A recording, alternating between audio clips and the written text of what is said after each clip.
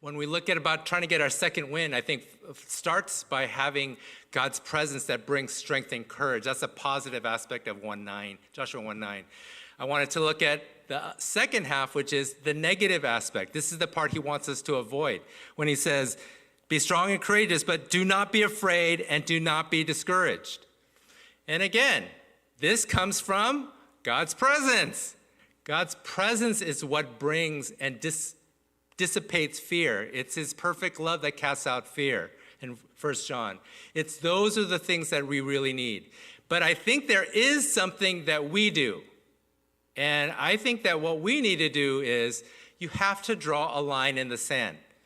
And I believe that that time is coming. If it hasn't already come for you, you need to draw a line in the sand and say, no more. In 2018, I was getting ready. I was getting almost to turning 49. Okay, so I was almost 49, 2018. I could see you doing your calculations already. Like, how old is he, right? So I'm not 61. Okay, I'm only 51. But in 2018, I was about to turn 49, and then I was just spending my time with the Lord and reading through the Bible. And I came across this verse in Numbers chapter 8. Okay, let's take a look at it. Numbers chapter 8. I was reading this, and it says, the Lord said to Moses, this applies to the Levites. Men 25 years old or more shall come to take part at the work in the tent of meeting. But at the age of 50, they must retire from their regular service and work no longer. Okay, so the Levites refer to the priests or the pastors of the Old Testament. And I thought, if I was living in the Old Testament, I'd be retired next year. You know, at 50, it says they must retire. And I don't know, it's kind of funny, but when I read that, something really struck me. And I said, I don't know how much time I have. I don't know. Nobody knows the number of their days. You know, nobody knows the number of my days. But something kind of rose up in my spirit, and I said, I need to make the most of every single day for the Lord. I don't want to let any day pass that does not progress and move towards the Lord and his kingdom. I don't want one more day to pass that it does not have meaning for the Lord. I don't want to waste one more day. And I felt like he was saying one of the biggest reasons why I've let so many days pass by is because of fear.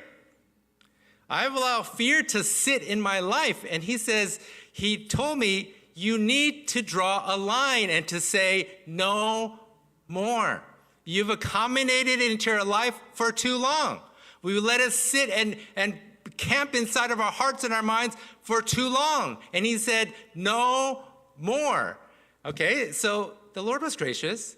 He started this path or this journey for me to start addressing fear. So it started with really small things. Okay, so one of the things, and I wouldn't even call it fear. It was just more like I was hesitant to do it. So there was like, you probably have this too, like, in your inbox, there's these emails that are sitting there you're supposed to respond to, and they've been sitting there for weeks, right? You know you have to do it, but so I remember one of these emails, I'm supposed to fill out this form, okay? I don't even remember what it was for, but I was supposed to fill out this form, and I didn't know how to do it, okay? I didn't have the information. I didn't know where to get the information. I didn't know how to do it, so I just let it sit in my box. It was sitting there for weeks, and the Lord said, answer that email right now. Fill out that form right now. And so I opened it up, and I filled it out. And this always happens, right? After I finished, what did I say? That wasn't that bad. And you know what happens when you have that realization, that wasn't that bad, is you realize something that happens when we accommodate fear and we allow it to sit. It gets bigger than it really is. There's this term it's a Chinese term, it's called paper tiger. I don't know if you've ever heard of that. It's called paper tiger. And I actually heard it in a movie a really, really long time ago. I thought it was from that movie, but I looked up recently like, well, that's actually a real thing. So it's a Chinese term. Basically, it's exactly what it says. It's a piece of paper with a tiger's face on it, but the tiger's supposed to look really fierce and really intimidating, right? But really, when you look at it, it has no substance. And that's what the Lord was telling me about a lot of the fears that I was accommodating in my life that I let sit, and it planted roots. And it became so much bigger than it actually was, that I had these paper tigers. They looked super scary to me, but It was just a piece of paper. It had no substance. And this is what the Lord was telling me. The longer we let fear sit unaddressed, the longer we let fear and accommodate it and work our way around it, to not deal with it, to not let the Lord take that away, the bigger it gets. The more scary this paper tiger looks. When really it has no substance, it feels like it has a lot of substance. All those things that the Lord asked me to do really felt heavy to me in a real way. But why did it feel like that when it really doesn't have substance? It was my own choice. I let it linger. So the Lord started having me do this day after day, week after week, and he started increasing more and more the things he was asking me to do. And I remember him start asking me to call up this person, contact this person, do this one. And then I remember those first times he was doing that, like, I don't want to do that one, Lord. Where the other one's like, yeah, I'm going to do that. I'm going to answer that email. I'm going to do those little small ones. But then he started to slowly increase what? My faith. My faith. And when I started addressing fear, instead of operating from fear, operated from faith, something happened. Something changed inside of me. About a year later in 2019, I was on a prayer walk with the Lord, and the Lord was speaking to me. And so I was just talking with the Lord and engaging. And then he said, Sam, I want you to make an impact. And I was like, yes, Lord, I want to make an impact. And he said, I want you to impact hundreds of thousands of people. And can I be honest? If the Lord told me that before in the past, that would be my desire. Everybody wants to do that. But to be honest, if I were to heard that before, I would have said, no way. Like, that's not going to happen. I'm not going to be able to do, I don't know how to do that. But something changed that day. When I heard that from the Lord, it wasn't like, oh yeah, I can do that. But it was, I'm open, Lord, tell me more. I started asking the Lord questions, and I said, how are you going to do that? So that was a big change. How are you going to do that? And he said, you're going to do that by ministering to pastors. And when you minister to pastors, those people are going to minister to their hundreds of people. And eventually, you're going to start impacting hundreds of thousands of people. And I thought, I could see how that could happen. And so the Lord started me on this journey about another change that I recently experienced, that I've joined this organization called Standing Stone that ministers to pastors.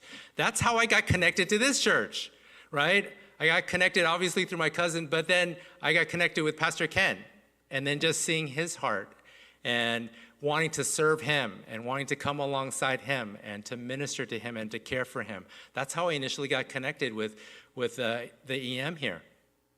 But once I did, God started speaking to me more. Once I took a step of faith to try to do that and to minister to Pastor Ken, he started showing me, I think there's more for you here. I think there's more that I have in store for you and what's going to go on in this place and with these people and in the recent months, coming months. And I look back and I was like, wow, how did I get here?